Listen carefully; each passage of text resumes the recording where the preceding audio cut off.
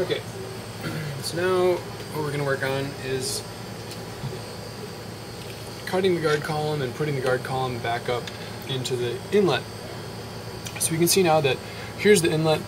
The guard column comes out of the inlet, it goes around here twice into the one end of the union. The true column is connected here to the other end of the union, and the true column goes around many times and then out to the detector. And oftentimes the guard column gets dirty and we need to cut the dirty part out. So what we do is loosen this nut up here, and I use this little wrench attached to the pen. Loosen this nut, and then by hand I remove it, and then carefully remove the guard column from the inlet. And you can see here there are three components. There's the guard column, then there's this nut, and then there's this piece here. This is called a ferrule. And when we want to cut the column, what we want to do is push this nut down a ways, identify the dirty part of the column by holding something sort of with a white background against it. So here we can see there are some dirty spots up in this part of the column, in this part of the guard column. This part down here by comparison looks quite a bit cleaner.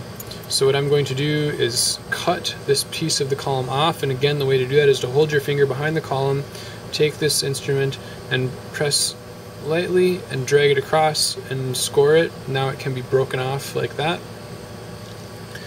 Then what I'm going to do is get a new ferrule out of this package here. Okay, here it is, new ferrule. I put the ferrule on, and now sometimes when you do that, a little bit of the carbon from the ferrule goes inside the column, so you just want to cut off the tip of the column again. And then I always inspect that cut again and make sure that it's a smooth, flat cut. And if it is, well, I should say, if it isn't, I cut again. If it is a flat cut, then it can be put back into the inlet. And so I sort of try to organize the guard column in a way that doesn't put a lot of stress on the union. Sometimes that means moving it out like this. Then I put the guard column back up into the inlet like that. And then I hand tighten this nut until there's a point where the nut is hand tight but the column is still moving, so I can move the column up and down. Then when you push the column all the way up, it stops and it hits a spring, and I can continue pushing up, but I feel the spring pushing back against me. So what I do then is I push, so the spring is a little bit compressed, and then I hold it there, and while I'm holding it, I tighten this nut.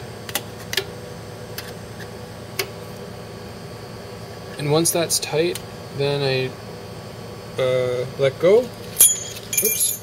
And then the oven can be closed, and that nut that's in there needs to be primed. And so what we do is we close the oven, we'll turn the oven to 200 degrees, then we'll cool it down to 50, open it up again, and retighten the nut that's here. And that way the nut, or the ferrule that was primed is then sort of broken in a little bit.